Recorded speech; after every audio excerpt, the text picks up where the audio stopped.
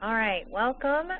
Here we have our pre- and post-test review questions. So hopefully after this webinar, you will all be able to effectively take the pre-test, or I should say post-test, sorry, and be able to answer all the questions there. And if there's anything along the way that you want some more clarification on, please don't hesitate to ask. So we're going to go ahead and start with the first question. And we're going to go and start with, let's see, how about Lydia? Can you answer this question? What is the web address for Hands of Voices HQ, which is headquarters? We also refer to them as Hands of Voices National. It is handsandvoices.org. Very good. And this is what the opening page looks like. All right. Second question, what is the mission statement for Hands and Voices? And we are going to move that to,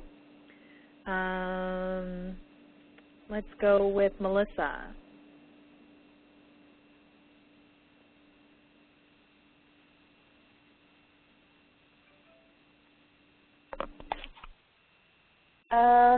The mission statement for Hands and Voices headquarters is to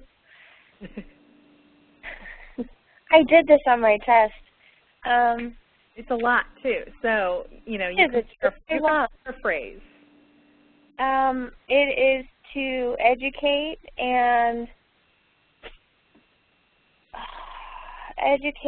inform parents and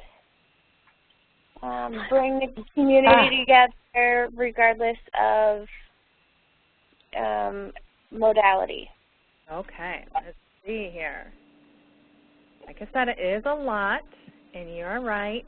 We're here to provide education and resources, and I kind of highlighted some of the key statements, and so I'm not expecting you on your post-test to go verbatim here, but we support families without bias. We're parent-driven, nonprofit, okay? So everyone involved within Hands of Voices, there's parents leading the chapters, not a professional leading the chapter. There may be professionals on the board, but it is a parent leading the chapter.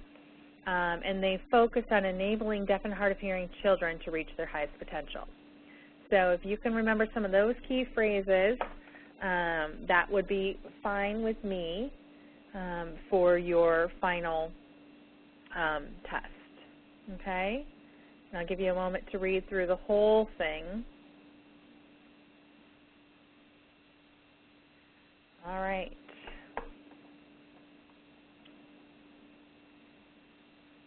Let's go with Emmaline. What is the Hands of Voices motto?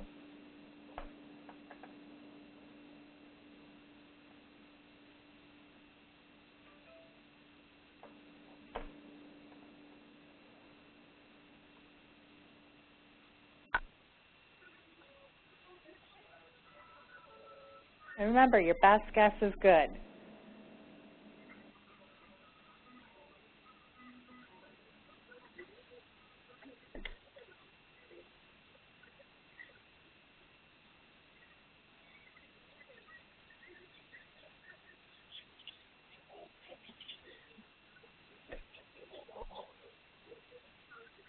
You got this one or no? Would you like to pass? No. Maybe Emily has left the building. No, she isn't on here twice, so maybe she got... I'm here. I just got on. I'm so sorry. That's okay. You're on here twice. I couldn't figure out what I was doing. So, what is the Hands of Voices motto? Oh, I'm sorry you were asking me. Okay, I'm sorry. I just literally got on. Okay. To provide unbiased support to families with children with hearing loss. Okay. It is what works for your child is what makes it the right choice, or the choice right. So again, that unbiased piece, it's your decision, and you know your decision is the right decision. So kind of saying it a little bit backwards. Very good. All right, let's see what's next. All right, let's go with Pauline. Describe the families that Hands and Voices supports. We support families who have children who are deaf or hard of hearing. Okay, anything else? That's all I can think of right now. Okay, so let's go ahead. We cover all degrees and types of hearing loss, all modalities and amplification, and we also support the professionals and families that work with them.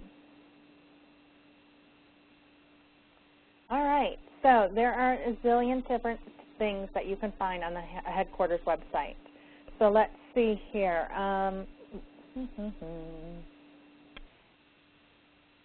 Let's go with Kelly. What are 2 articles that can be found on the headquarters website? Or I guess categories even?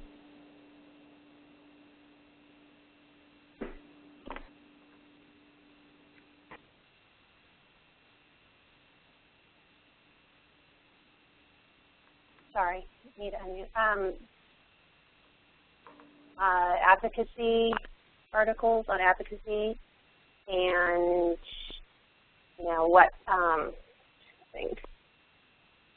what to look for when you're looking into mainstream schools. All right. I don't know.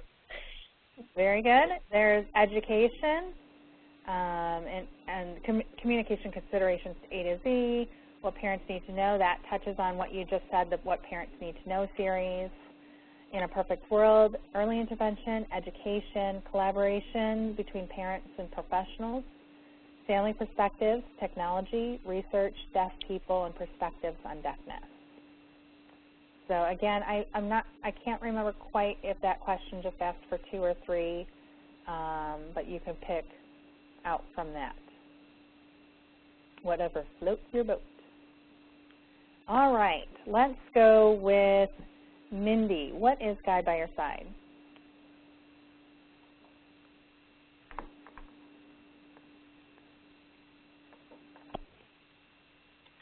Can you hear me? Yep. Okay. Guide by Your Side is a program that provides unbiased information to families who have kids with hearing loss, and it's given by a trained parent guide. All right. Guide by Your Side is a Hands and Voices program that embodies our strong values for direct peer connections and networking, and that's exactly it, the parent guide supporting it. And it promotes self-efficacy and hinders isolation by exploring our common bond, shared experiences, challenge, wisdom, and insights. Now, this is what National defines Guide by Your Side by. Our Illinois Guide by Your Side, I guess, blurb on the front page of our brochure is what we defined, I guess, our mission statement to be for our program. But very, very similar to what you said, they just worded it a little bit differently. But please know that Guide by Your Side is a Hands and Voices program. Please have that in your answer, and that it is for peer connections and promoting that self-efficacy, and that they we are empowering the parents. All right, what state started Guide by Your Side? Let's go with Megan.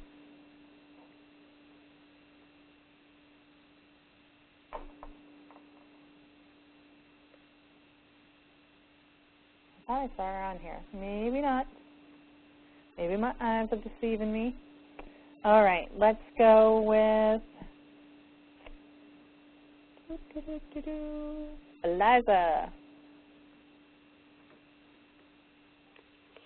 I knew you were going to pick me for this one. I picked Colorado because everything started there, but I could be completely wrong. I did not know. Oh, it was Wisconsin. See? Yeah, I did not know that. She's heads above us.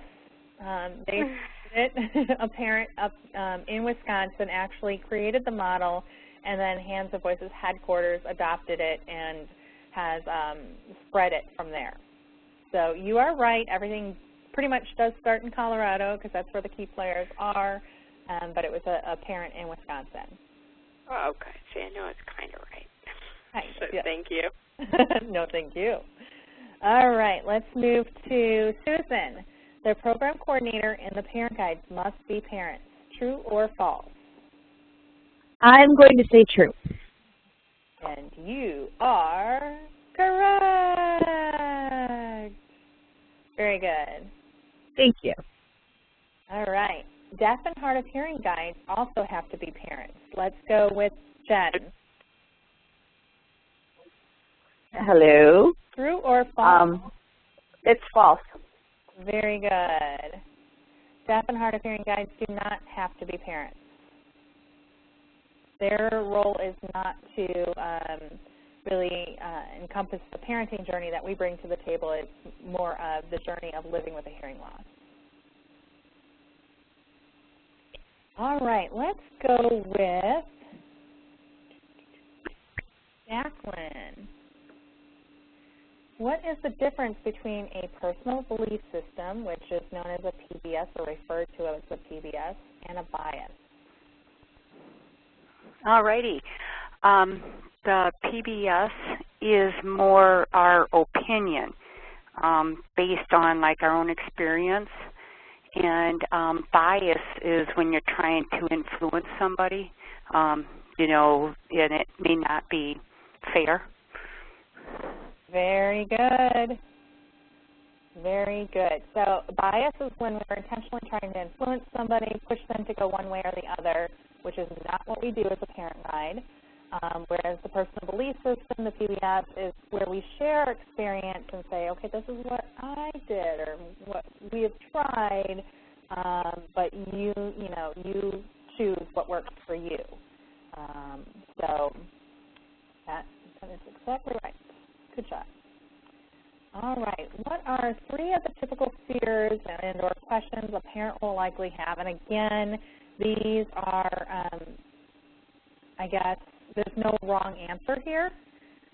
So let's go with Allie. I'm hoping that she got in. I know she texted me. I'm here. I'm on. Okay, great.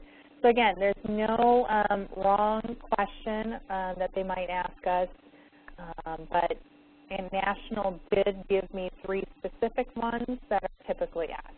So you go ahead and think of 3 or share 3 things that parents might say to you. Okay. One is, will my child be normal? I mean, I get that all the time. And another one is, will my child learn and be able to go to college?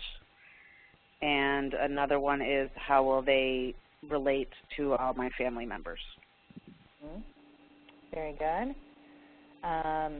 Let's see, the first one, will my baby learn language, either by talking or signing or both? Second one they suggested it was, will my baby have friends when they get older? And that's very similar to communicating with other family members and not being authorized by the family. And then the third one being, what caused it? Is it something I did during my pregnancy? Because, you know, as we all know, as parents and moms especially, we kind of put the guilt on ourselves. And as hearing parents, this is new territory for us. So when we don't have the knowledge at our fingertips, we automatically go right to that. So very good. Like I said, no wrong answers. All right, list 3 qualities of a parent guide. Lucy. Listener, empathetic, and supportive. Let's see. Shows empathy and understanding. Very good. A good listener. And unbiased. So very close. Very good. And not that I disagree with the 3 that you said, but these are the 3 that National is looking for. And again, the unbiased one, you hear me say that quite often, that that we do not want to be seen as pushing a family towards a specific choice. All right.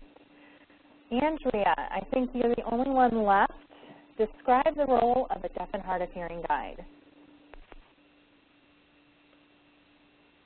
Okay, so the Deaf Hard of Hearing Guide it's a new program within Hands and Voices. It's a new model that is being used nationally. It is mostly used via Skype or a similar type avenue, although I believe, and of course don't quote me on this, but I believe that there can be home visits as well. And these are basically deaf or hard of hearing individuals out in the community who are there to answer some of those questions that us parent guides who do not have hearing loss can't really answer. So those questions that people have about what their child's life is going to be like, you know, you'll hear questions ranging the full line of gamut. One of the funniest ones that I hear quite often is, will my child be able to drive? But, you know, it's funny for me, but it's probably not funny in the moment for them. So a deaf hard of hearing guide can actually probably put some normalcy and some realness into those types of questions. Excellent.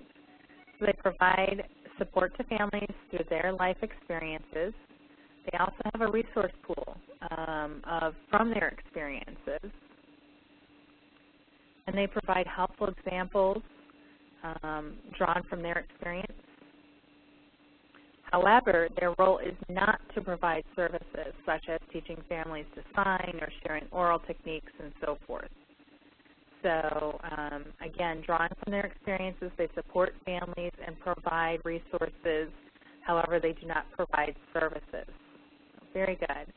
And although we have Anita on our team as a deaf adult, by the training that National has and the changes within the Leveled Recognition Program, she does not qualify in their eyes as a deaf and hard of hearing guide until that additional training is done.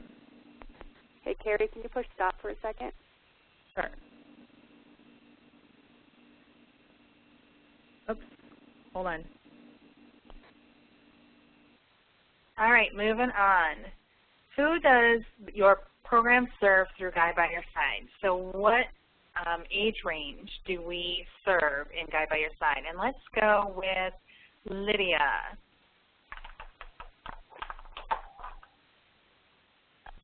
Is it birth through as long as the parents want us or need us? Birth through 21.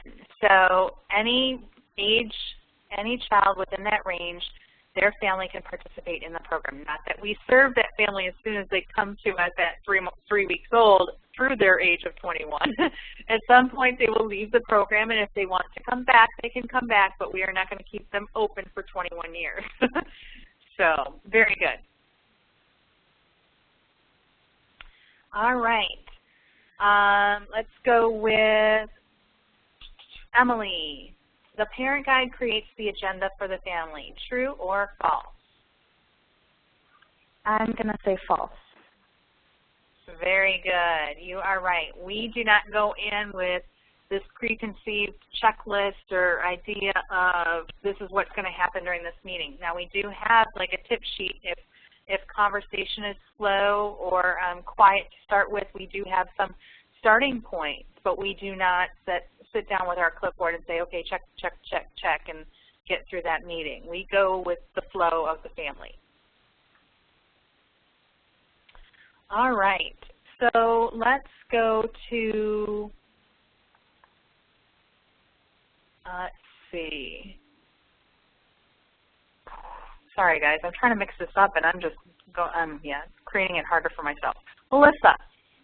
What are some of the benefits of providing unbiased support to a family? So through the unbiased support, how is it going to benefit that family?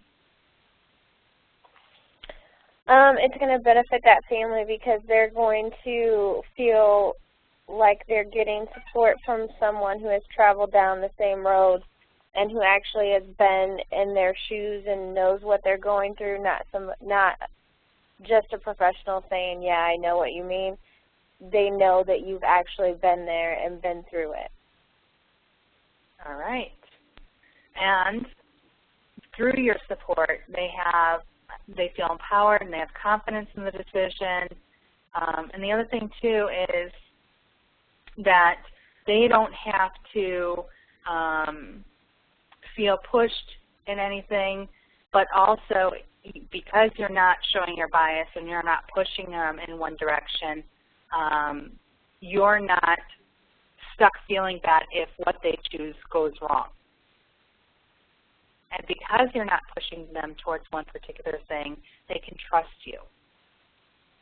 So they have ownership and they have hope. Okay? So pick a couple of these and run with it, but very, very true. All right. This one, if you haven't seen it, it might be a little tricky. We're going to go with Pauline. There's a picture that this works off of for the 5 pieces. So what are the 5 family support components listed on the NCHAM Hands of Voices model of family support? Pauline, do you know what I'm talking about? Pauline hung up. So when she goes to unmute, apparently that's her tactic for getting out of the question. All right, so we'll move to Allie. I don't know if you recall seeing this picture. It's I knew you were going to pick me. I know. I remember now that you're saying it, it's from that first conference that we went to, and all I can visualize is family. Okay. Oh, wait. Wait. There's professionals. Is that what you're talking about? Yes. The professionals and the parents, or the family. Here's the picture. Doctors and audiologists. There's a picture. Yeah, family's right in the center. I got it. And the reason I put the picture in, yes, you did. I put the picture in so that you guys maybe will have this click in your head when this question comes up for you in post-test and help you envision these 5 pieces. So we find support from other parents. We find support from adult, deaf and hard of hearing adults, professionals within our community, and from the information sources that are out there, websites and brochures and so forth. So, very good. List some of the cohesion indicators between the Guide by Your Side program and the Hands of Voices chapter. And again, this might sound like strange lingo to you all. Pauline, did you make it back on? Do you want to tackle this one? Okay. And the reason why this question comes up is that the program, we never want to be seen as 2 different programs. Guide by Your Side and Hands of Voices in a chapter or in a state should be one and the same, working together. And so that is the goal of this question, is to make everyone understand that. Since Pauline isn't on, I'll give this one a bye, and I'll just throw it out there. So one of the things is that whenever Guide by Your Side is out there, we always include the chapter with that, so Hands of Voices, Guide by Your Side. That Hands of Voices chapter leadership are involved in the hiring and training of the parent guides, which Andrea always is. And that the ownership of the program rests with the chapter and not with a different agency program partner. Even though we have the EHDI program and Choices for Parents as part of our collaborating team, decisions are still made with the Hands of Voices chapter and not without them. All right, Pauline, this one's yours. List your program-specific protocols when contacting families and what data you need to collect. So the first thing that I would like you to answer is, who contacts the referrals first? You do. The program coordinator contacts referrals first. Correct, unless they are Spanish-speaking, and then our Spanish-speaking parent guides do that. How soon after receiving the referral should the parent guide make the first phone call to the family? That should be within a couple of days. Yes, 48 hours. How often should the guide call the family? How often should you check in with that family? At a minimum, at least once a month. Very good. Unless the family requests differently, and that is always something that you should ask the parent guide or let the family know. I'm going to call you back next month. Is that okay, or would you like me to touch base sooner?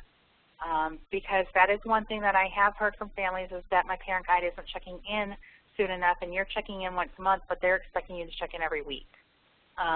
So definitely ask the family or let them know when you're going to touch base with them next. Very good. List your program-specific protocols when contacting families and what data do you need to collect. So we're still going on this same question. Let's go with Eliza. Which form do you write your family notes on? The progress notes.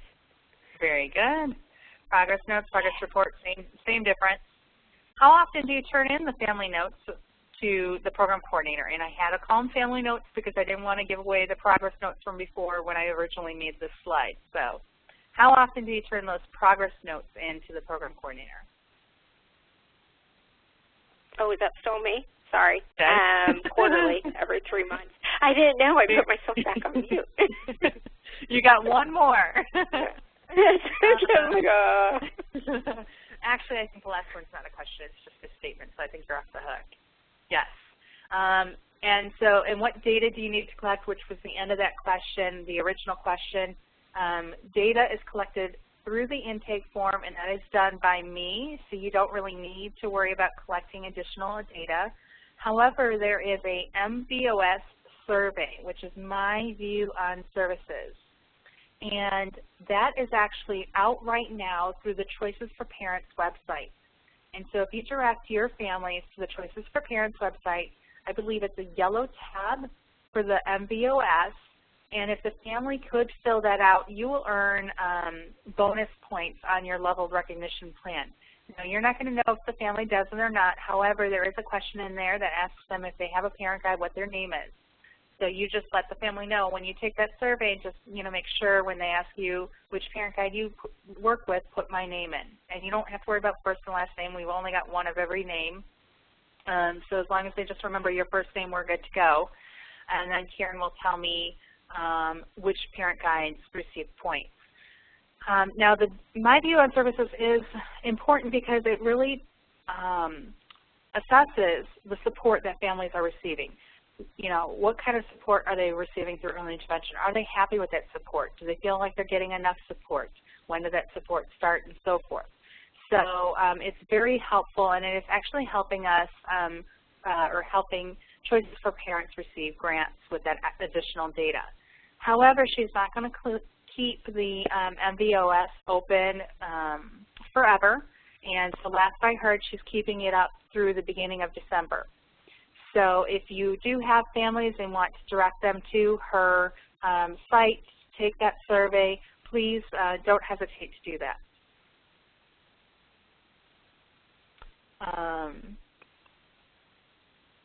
Oh, and then there was a question about the release form. When I do an intake with a family, I send the family a release form, which essentially gives me permission to share their data with our newborn hearing program. But it also gives me permission to share their name and address with Hands of Voices so that they can receive the book and a discounted membership.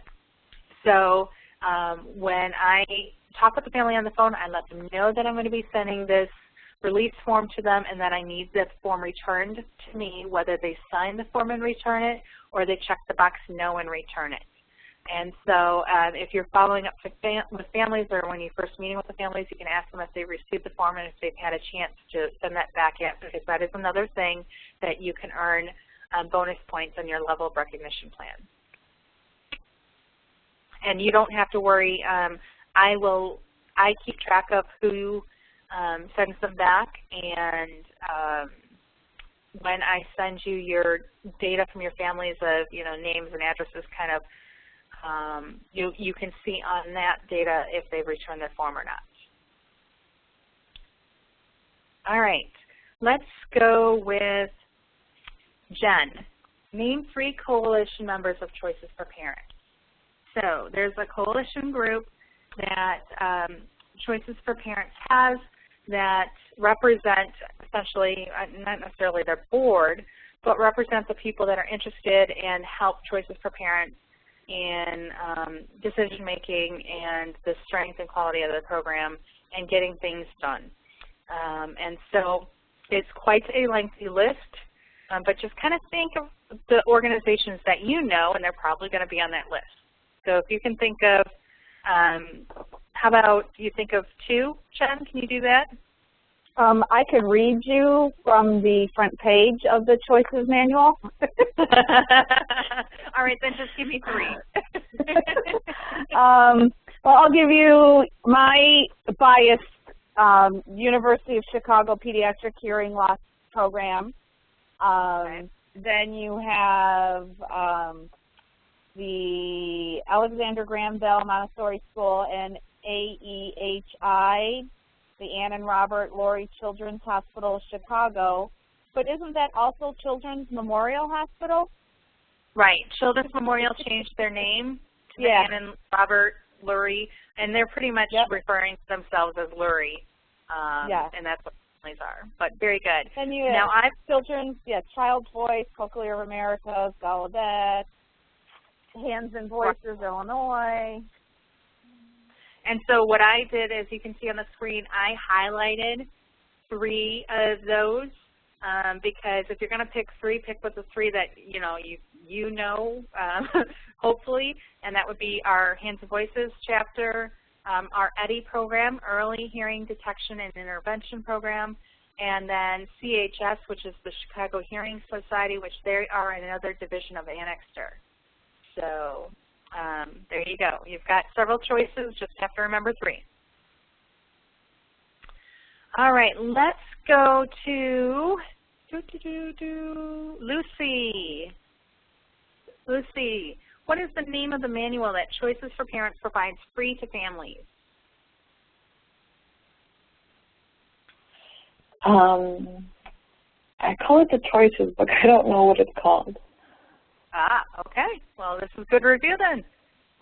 It is called the Children in Hearing Loss binder. I call it a binder. It's not really a binder anymore. It used to be a 3-ring binder, and now it's a spiral notebook. So, but it's called Children in Hearing Loss, and here are the different chapters within that manual. And there is actually, this is also available online. So if they don't have a hard copy, can't find the hard copy, they can go and view this entirely on the Choices website in Spanish as well. They are free to families, and I always ask families during the intake process if they've received one or not. All right, let's go with Jacqueline. Name 2 programs, events, or services that Choices for Parents offers to parents. They offer, or they provide EHDI Day. That's the Early Hearing Detection and Intervention Day that they have in March, where they recognize professionals and parents who have gone above and beyond to help families and children with hearing loss. And then they also provide sign language classes. And they also do a book distribution. Very good. So you nailed 3 out of the 4. And then parent support as well. So very good. All right, let's go with Andrea. How is Choices for Parents connected to Illinois Guide by Your Side? Well, they're part of the Fab 4 that brings Guide by Your Side to Illinois. Is that what you're looking for? I mean, yes. Yeah, okay. And they handle our fiscal piece. They are our fiscal agent, correct. Yes. The Guide by Your Side, so, fiscal agent. Correct. Very good. Thank you for clarifying. So all funding runs through Choices for Parents, all hiring and programming and so forth. And since Choices for Parents fiscal agent is Annexter, that's why your paychecks say Annexter on them, because they're above choices. So there you have it. All right, let's go with Mindy. What does EHDI stand for?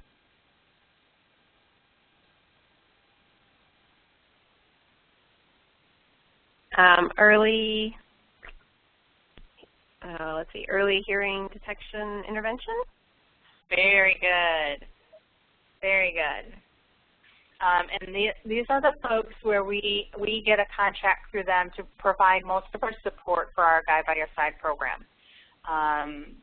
So their goal is to make sure that children 6 and under are receiving the appropriate services. So their funding covers our families with children 6 and under. And beyond that, that's where our fundraising comes in. And so that's why on your timesheet you have that question if, timesheet. Is the child older than 6? All right, what 3 agencies make up the Illinois EHDI program? Let's go with Susan.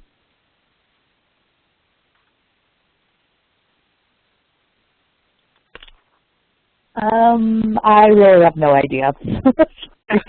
Well, that's a very honest answer, and that's all right. I'm going to give you a logo. What do you think? That would be Department of Public Health, so our Public Aid Department. All right, and logo number 2? UIC, which does DSCC, correctly? Exactly. And then the last logo? Department of Human Services. There you go. Those are the 3 agencies that make up the EHDI program, and that's why sometimes things aren't simple in Illinois because there's too many hands in the pot. Yeah. So, but Public Health, DSCC, and DHS. If you can remember those acronyms or whatnot, I'll be happy with those answers. Perfect. All right, let's see. Kelly, what does DSCC stand for?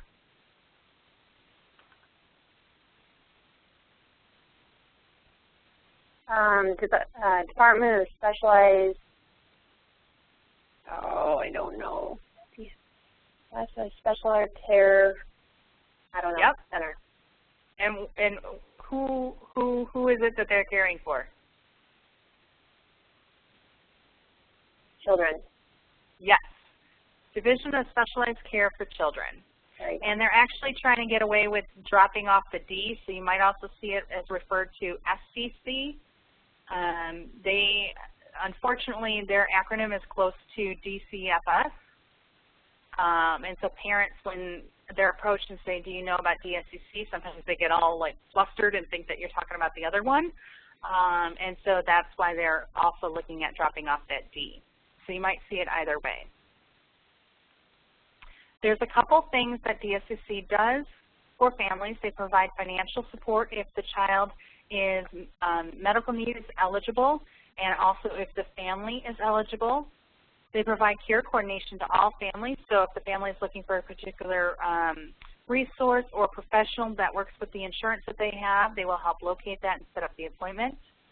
Each office within the DSCC group has gift funds, which they have used in the past to provide materials to families such as shake-awake bed alarms, signing time video sets, coverage for conference costs and transportation to conference costs for families.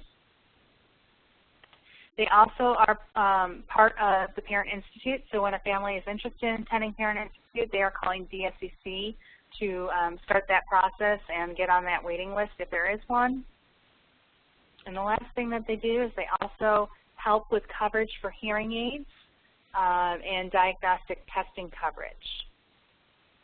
So after a family does not pass in the hospital, if they need help getting that follow-up testing done, then DSCC would also help with that. All right, very good. Let's see, let's go with Pauline. Don't hang up on me. I hit the right button. The EHDI program is responsible for directing the 136 model. And so this is the logo that goes along with that they're using on all their goods. And so my question to you is, what does the 136 stand for?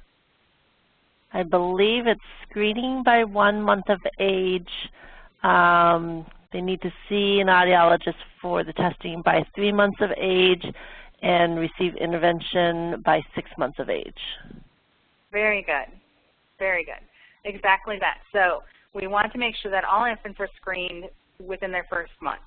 And you might ask, well, aren't they screened in the hospital? Sometimes. There are at-home births that families have the option to bring the child into a hospital or a center to get screened after they are born. 3 months, making sure that that diagnostic evaluation has happened, so a confirmed diagnosis by that age. And then 6 months, making sure that they're receiving intervention and connected with the appropriate services from that point out. Very nice. And that is it. So, how does everyone feel?